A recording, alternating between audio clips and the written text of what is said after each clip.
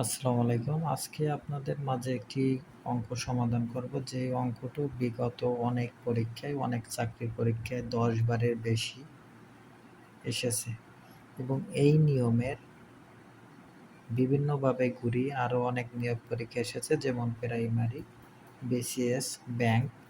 সেই প্রশ্নগুলো আপনাদের দিব, সেগুলো আপনারা সমাধান করবেন। আগে এই প্রশ্নটা কিভাবে সমাধান করা যায় সেটা দেখেন, তারপর বোঝেন।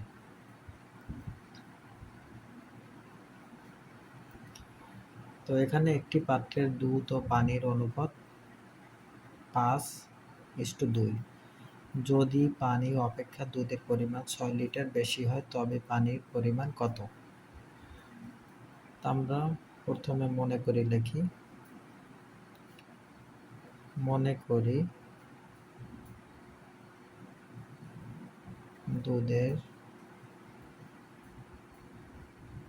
পরিমাণ সমান সমান 5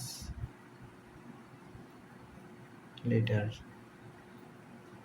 তারপর লিখি পানির পরিমাণ সমান সমান 5x, মানে 5x লিটার। তারপর 2x লিটার। এখন প্রশ্ন মতে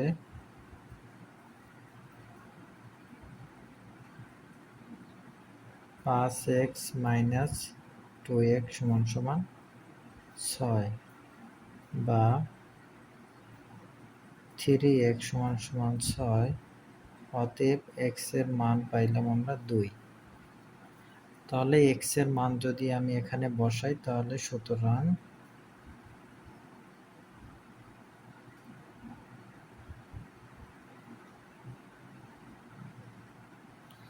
পানির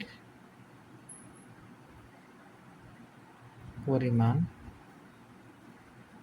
সমান সমান 2 × 2 সমান সমান 4 লিটার।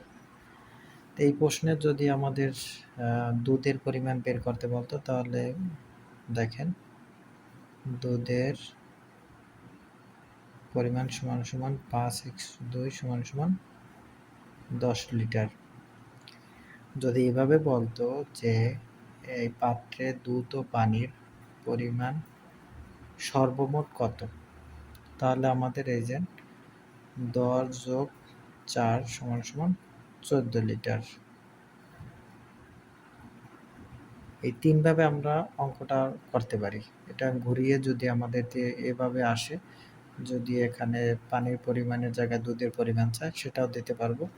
এবং যদি বলে যে পাত্রে সর্বমোট দুধ ও পানির পরিমাণ কত আছে, সেটাও আমরা বের করে দিতে পারবো। তো এই নিয়মে আরও অনেক প্রশ্ন, অনেক চাকরির পরীক্ষা এসেছে। সেই প্রশ্নগুলো আপনাদের দিব, আপনারা সমাধান করবেন।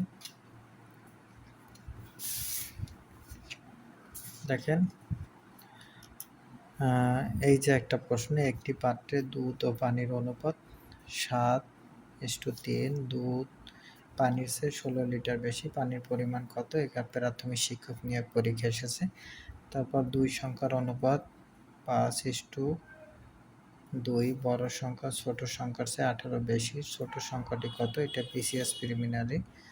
তারপর ছিল ছেলে ও মেয়ের অনুপাত 4:3। ছেলে ও মেয়ের চেয়ে 12 জন বেশি, মোট শিক্ষার্থী কত? এই যে দেখেন, এখানে কিন্তু ছেলের সংখ্যাও চাইনি, মেয়ের সংখ্যাও চাইনি, মোট শিক্ষার্থী চাইছে। মানে এখানে প্রথম ছেলে, মানে ওই যে পানি বের করবেন, তারপর দুধের সংখ্যার মতো এরকম ছেলে বা মেয়ের সংখ্যা বের করে ওই দুটো যোগ করে তারপর শিক্ষার্থীর সংখ্যা বের করে দিবেন। তারপর ছিল একটি লাল ও নীল বলের অনুপাত 3:5। তারপর নীল বল লাল বলের চেয়ে 10টি বেশি, লাল বল কতটি? এটা এনটিআরসি এর নিয়োগ পরীক্ষা এসেছে। তারপর আরেকটি প্রশ্ন আপনাদের দেখাই। এ ও বি বেতনের অনুপাত 9:7। এর চেয়ে এ এর বেতন বি এর চেয়ে 8,000 বেশি, তাহলে বি এর বেতন কত? এটা খাদ্য অধিদপ্তরে এসেছে। তো এই প্রশ্নগুলো আপনারা সমাধান করবেন।